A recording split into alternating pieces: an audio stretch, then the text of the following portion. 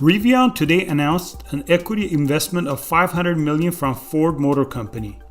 In addition to the investment, the companies have agreed to work together to develop an all-new next-generation battery electric vehicle for Ford's growing EV portfolio using Rivian's skateboard platform.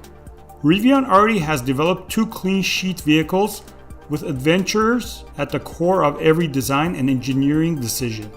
The company's launch products, the 5-passenger R1T pickup and 7-passenger R1S SUV, will deliver up to 400 plus miles of range and provide an unmatched combination of performance, off-road capability, and utility, starting in late 2020. Ford intends to develop a new vehicle using Rivian's flexible skateboard platform.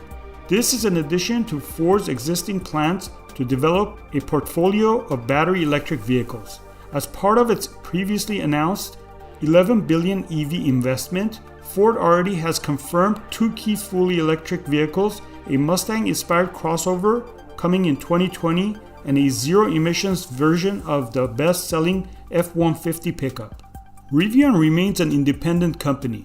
The investment is subject to customary regulatory approval.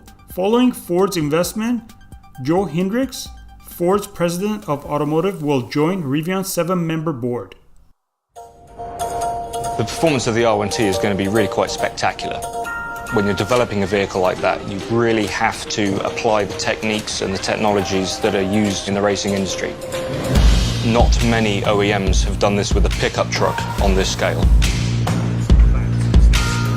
So it's this and these together. This is change 3, close air curtain. The reason we're in clay right now testing is because we can do very quick changes on the fly. Whatever this is, plus 10, take off that edge. We're doing a quick adjustment, moving spoiler forward. Full-scale testing really validates the computational simulations we do throughout the process.